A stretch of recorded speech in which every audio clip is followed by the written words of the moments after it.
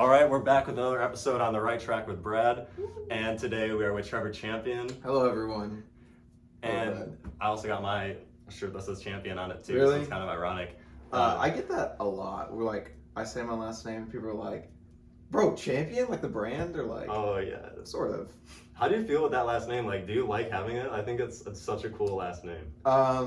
Yeah, I was actually sort of bullied for it in like elementary and middle school. Because they were like, I was kind of a loser, and so a lot of people would be like, "How's your last name Champion? But you're such a loser." Oh really? So that was tough, but I tell you what, man, it's really cool. I mean, just be like, my last name's Champion. Yeah, like Mr. Champion. Yeah. Like I think that's just a cool name to have, and cool. it flows with your first name too. You think so? Yeah, like Trevor a Champion. 2-syllable name. Like for the people that know me, I'm always talking about how I don't like how my name is a 1-syllable name. Really? Because when I tell people my name, they think I'm either stuttering or I'm not saying it full. Okay. Because if you ask me my name, I say Brad. It's like, Oh, okay. it just sounds like you're hitting something against the wall, like Brad, you know? Like, so for Trevor, it's like, oh, that's a common name, you know that. Interesting. I'm gonna have to keep that in mind with naming, because I don't think I put that together, but Really? I see it. Dude, I overthink on stuff like that. So yeah, totally. I think 2-syllable name is perfect. So, but yeah, so NBA playoffs are going on. I know you're a huge Sixers fan. Well, I don't know if you're a huge Sixers fan. Right into it. I know you're. Yeah. No. I mean, I'd say I'm a huge 76ers fan. And why are you a Sixers fan out of all the NBA teams? Gosh, you know what? Before I get into that, sports are so big to me, and so do the people around me. Like most of them know who my favorite sports teams are. Like I'm just outward with my affection for them. Mm-hmm. However, if you don't really know me, but you hear my favorite sports teams, you're gonna think I'm a bandwagon because all of my teams are really good right now. Mm. But I have stories for all of them. So There you go. when I was a big fan of Ben Simmons in college, I mean, a 6'10" Australian point guard, like how can you not love him? Mm-hmm. I watched him when he went to LSU, and then he was drafted by the 76ers in 2016, and I was like, I'm gonna like this You're team. rooting for them. And we had one bad year when Ben was hurt his rookie year, and then after that, it's just been good ever since, and so it's been kind of nice. So, do you think Ben Simmons deserved the Rookie of the Year in his second season? That's. We're getting into this already, bro. It's first thing I think about when I think of Ben Simmons. Yeah. I think back to that race. I'm a Louisville guy, and so I love Donovan Mitchell. And so I looked at Donovan that year, and dude was spectacular. Like, dude played his butt off. But let's be real, Ben Simmons was the Rookie of the Year. I think he. I mean, he almost averaged a triple-double his rookie year. Yeah, Ben deserved it. So. Okay. And so Sixers, they're currently leading 3-0 against the Nets. 3-0. And I know Harden he's been on the team for I guess a year now. Yeah, year and a half. What do you think about the 76ers overall before we kind of get into just how the playoffs are going in general? Because I want to hear a little bit more about how you feel about the team. It's such an interesting dynamic compared to what it was like with Ben, because you went from two in-house grown kids with Embiid and Ben Simmons, whom the organization just put all their eggs into this basket with these two. And now, with James Harden, you get this mega superstar who cemented his legacy in Houston and a little bit in OKC, and now he's coming to and so it's a completely different and interesting dynamic. I like it though, man. I mean, how can you not like a team with James Harden and Joel Embiid? Yeah. I mean, you've got two MVP candidates. Of course, Harden's not like he was, but I mean, dude's still averaging 11 assists a game on like 23 points. I mean, I like it. I think we're the best team in the East. Really? I think we're the best team in Okay, the East. okay. We have a lot of depth. We have a lot of nice shooting, nice playmaking. But I mean, we got the MVP.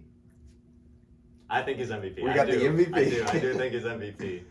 And we got, probably first or second best shooting guard of all time. So. Okay, yeah, okay. Yeah, it's interesting when you have like a big man like Embiid who can still shoot, and like that's what's fun. And then you also have just a pure shooter like Harden. In that sense, I think that's always a good duo. To have that kind of like variability with that. I think one thing that Harden has really shown in his time in Philadelphia is his playmaking, is his passing. I don't think anyone realized like his court awareness and vision is just out of this world. And I think, like, truthfully, he's the second scoring option now, and so he's not looking to just pull up, double step back, right, shoot from the logo. He's looking to feed Embiid, and like in my mind, even though he's not averaging 36 a game anymore, like he was, what was that, 2019? He is still playing so extremely well. And it's kind of going under the radar now. Like people don't give James Harden the respect. Because people see he's doing well, but they don't see him doing as well as he was. So they're like, oh, he's not the same player. He's not good. Yeah. Like no, you gotta watch the games. You gotta look into it. I'm on NBA Twitter a lot. Like I'm super far into that sphere. Bro, everyone calls James Harden washed. Like, come on, man. It's so easy to say that when players aren't at their prime anymore, but like he's still good, He is. What are your thoughts on Joel Embiid? I like Joel Embiid. I think I think his aggression and motivation and wanting to play and do well is it's obviously seen in all NBA players because you need that to be in there. But I feel like he has that next step of like wanting to do it, especially since he started playing basketball when he was 15. Yeah, like that's really late.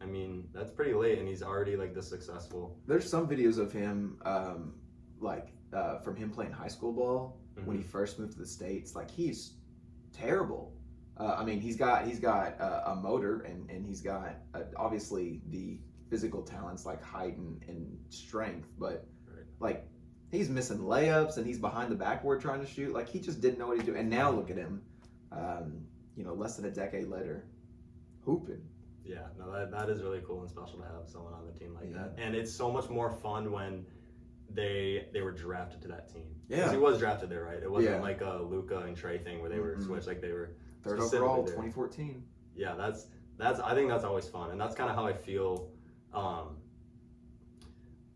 Zach LaVine didn't start with the Bulls, but like he's been on their team for so long where it almost feels like he has. And like when you're there for a long time and maybe he's not like the face of the franchise with like DeMar DeRozan, maybe you can kind of see them as both. But it's I saw this one thing where it's like you see a logo and then you associate a player with it right away.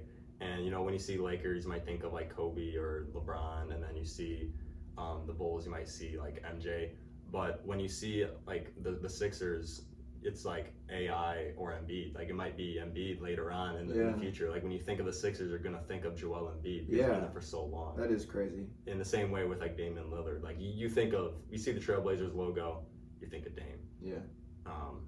So I think it's fun when we have the opportunity to have a player that's drafted to a team and they're still with it, and I think it's so special because it's like that's your team, like that's who you are. You're on the Sixers. So. And I think people don't like him because like they call him a foul merchant. Like they just say that he just puts his head down and draws fouls and flops.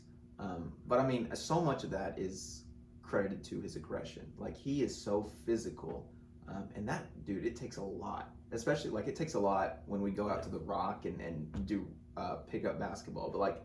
This dude's fighting against professional basketball players every single night, going through all this stuff. Call it what you want. Dude averages 33 a game. Like I don't care how he gets it. Yeah. He gets his points. And so you think the Sixers can actually like win this year? They can make the finals. I do. I have them in the Eastern Conference Finals, I think. You have them losing though? I have them losing because the Celtics have the most complete team. I'm not gonna be ignorant to probably, especially with Brogdon just winning 6-man yesterday. Like you see, they're crazy deep.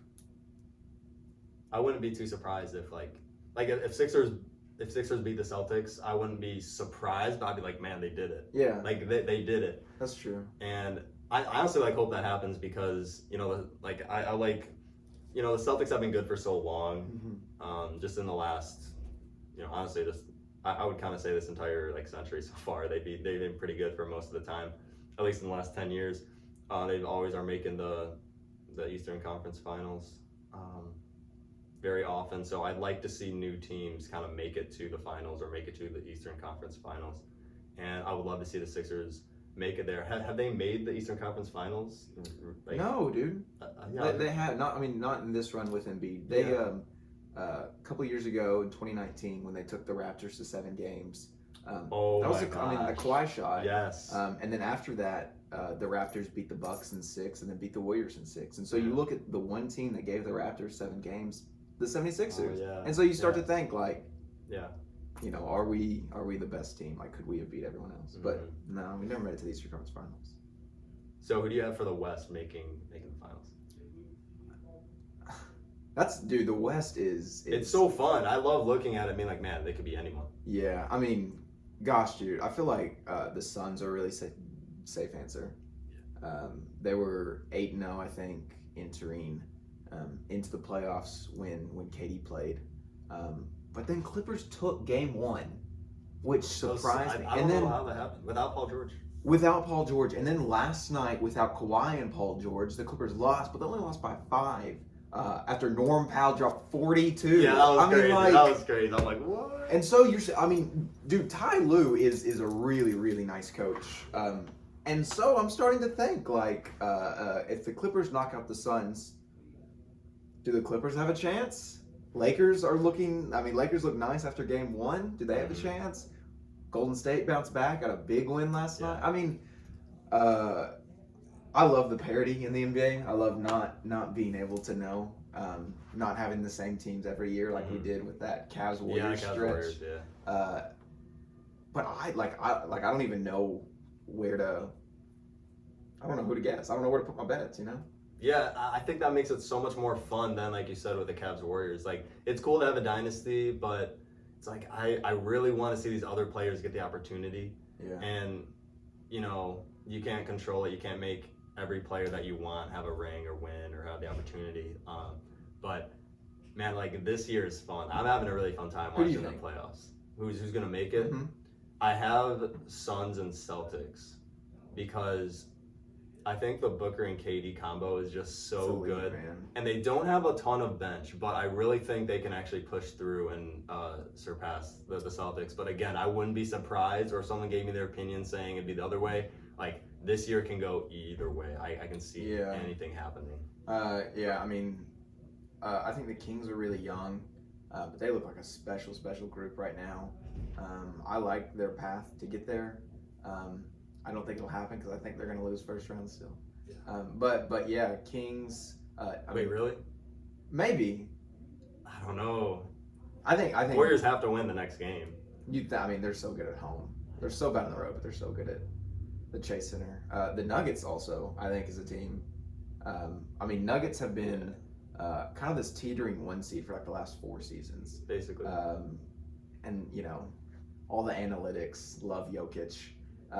And so you think that the Nuggets have a real chance. And I can see that. I think, dude, a Nuggets 76ers. I would love that because you would have never said that at the beginning of the season. That'd be so epic. I would like to see that. I can finally put the Jokic lovers to sleep, the Embiid haters. Oh, because Sixers would win. You're saying yes. That'd be an awesome match of Jokic and Embiid. I'd love to see that, man. I really would. That's what's really fun about sports. There's just so many. There's always the playoffs for hockey are going on right now, and then we got in the fall with baseball, and it's fun that there's sports year round, and I'm just glad that I get to even do sports or for running, if you consider running a sport. I'm just glad I get to do things like that, and I know you're pretty athletic too. You ultimate frisbee every Tuesday. Yeah, dude, that's such a college game, but it is fun. It is so fun. Do you play disc golf too? Yeah, I dabble. I try to go like once a week. Oh, okay, yeah. Okay, yeah. Back home when I was on my cross country team, we kind of made it a thing where the upperclassmen kind of showed us how to play, Really? disc golf, and then that's kind of one of our outside of practice team bonding things we kind of do. We just go and play disc golf in the areas. But here in like Bowling Green, there's so many disc golf courses. Like There's all my practices for cross country and track are at disc golf Really? courses. Like basically all of them, other than just the ones at the track or when we do going to Mammoth Cave for like a long run. But yeah, I love disc tough, golf. dude. Like it's so much harder than just throwing a regular frisbee because you have so many different ways and you have. There's different ways to throw. You can do this way or like that way. Yeah. Both my roommates are on the Western disc golf team, and so they're like so into it. Yeah. And they go on trips to like 3 weeks ago they went to Clemson to play a disc golf tournament, and I think that's really fun to see because like one thing about disc golf is that it's free. You can literally like anybody can just pick up a disc and try it. Yeah, basically. And you don't have that liberty with a lot of sports. Like if it's a team sport, you need a bunch of people to play. Or with something like regular golf or bowling, it costs. And disc golf, you just go into the woods. Yeah, literally. Throw a disc. And that's kind of how I would say running is too. Like as long as you got shoes, you can just go out and do it. Like it's just something you always have access to, being able to just go outside. But yeah, I love like just playing all sports. I never grew up playing like hockey or football. Obviously, I'm not built for that. But I definitely tried. Baseball, soccer. I did play golf. Would you say that running is your favorite? Running's definitely my favorite, but I love like playing basketball now. Like back then, like when I was younger, when I stopped playing a lot of those sports around, 5th grade, I don't think I had the real like maturity to play like with a team. Okay. Because I just liked like running around and like shooting the ball and just doing whatever. I wasn't really ready for like team play, but now if I were to play for like a team or something, obviously I wouldn't be like amazing because of my height and just other attributes I don't have. But I do love playing basketball. I love shooting hoops just by myself or just playing pig with people.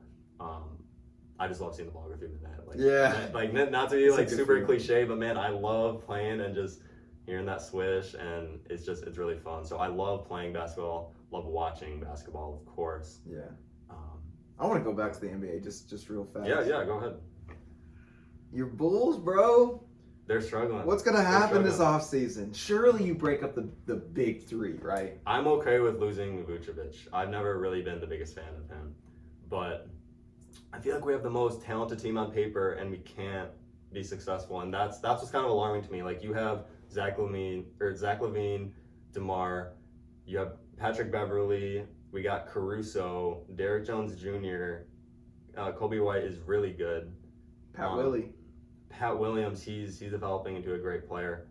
I don't know why there's Andre Drummond. And Andre Drummond, you have him, and we even had Tristan Thompson for a while, and Dragic too. It's like how are we not like being successful with any of these? And I know you can't just always throw players together and have be successful like you can with just having like Kevin Durant join a team like the Suns. But I'm okay with breaking up Vooch. I want to keep trying with Zach and DeMar. I really do. I love Kobe and Kobe White and Patrick Williams I don't want to get rid of, but I'm okay with trying out to get some new players other than that. And I'd love to again try a little bit with Patrick Beverly too while we just got him. You guys were the 1 seed for like half of the year last season. January 1st, 2022. Yeah, that's when DeMar hit that he hit back-to-back buzzer. Game winners. And I thought I was like, Bulls are back. Like DeMar's averaging like a 30 piece every night. Basically, yeah. Zach Levine is actually looking like a good defender for the first time in his career. You guys look great. Yeah. And then you come into this season and it's just like you're shooting for the play, which you had a tough finish to last season. Yeah, I mean. But then this year it's just I don't know.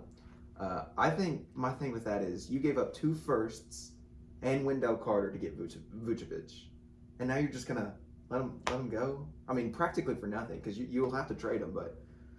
Well, he was on the Magic before he came. Yes. And he was great. He was an all-star the year you traded for him. Was it that year? I don't know if it was the year before or it might have been the year before, but yeah. So we were expecting something great for that, and we got rid of some of the other pieces like Felicio. I don't know if you know anything about Felicio. I do know but Cristiano Felicio. I'm glad we don't have him. But yeah, we got rid of him. Wendell Carter Jr. wasn't a fan at the time, but he's all right now. Thaddeus Young, we lost him too. Giving up Daniel Gafford. But Daniel Gafford, that was a mistake. I think so. I think that was a mistake. And then Daniel Tice, I don't even know where he went. I think he might be out of the league, but He went to Houston. I don't remember where that. yeah, something happened with that. But yeah, I mean, I'm hoping they can do something right soon. But if you remember, when after those game winners that DeMar DeRozan hit, that at that point, the Celtics were the 9th seed. Really? And as you know, they made the finals. They that went, year. yeah. So they ended up climbing the ranks up to, I don't know what seed they were, but they were either 1, 2, or 3, and then made the finals after being the 10th seed January 1st. I remember that. They went on a crazy run. I watched this one guy on YouTube who just talks about NBA every morning about the Every slate. morning? Usually every morning, about the slate from the night before. Gotcha. Okay. And so I remember he went on TNT and they asked him, the TNT guys asked him, like, Kenny, if you had to choose one team that would surprise us all and make this big run, who would you choose? And Kenny was like, I'm all in on the Celtics. Like, legit, like, I'm not just choosing them to answer the question. I think the Celtics are making the finals. And I listened to his points, and I'm bought in. And I was like, this team's actually really, really nice. Ime Udoka he's a nice coach. He might not be the greatest human, but and so, like, I mean, that run was epic and it was surprising. But not that I saw it coming, but I was like this is the Celtics team. Like, I can see this happening. And man, that was a fun finals. Yeah. Like Golden State versus Boston, like these old boys versus these newcomers. Yeah, that's so cool. It was a great matchup. Yeah. And it's cool that they actually got to work out with Jaylen Brown and Jason Tatum, because there's a whole struggling with, like, Everyone was saying you got to trade one of them. Yeah. And so having, like, the two alphas on the team is kind of what I was hoping with DeRozan and Levine, but it's not the same. But they were averaging, like, the same amount of points. They're both, like, 26. I think they both had, like, 26.5 points a game the season before this one. I don't know how this year ended, but yeah, struggling in the play-in. Yeah, I think there's definitely some moves you have to make. I like Billy Donovan, and I like Carney Sovas. I can't say his first name, but your GM, AK. I trust. Like, I think Bulls are going to be back. Yeah. And so I guess we'll see. That's all you can do is just have trust,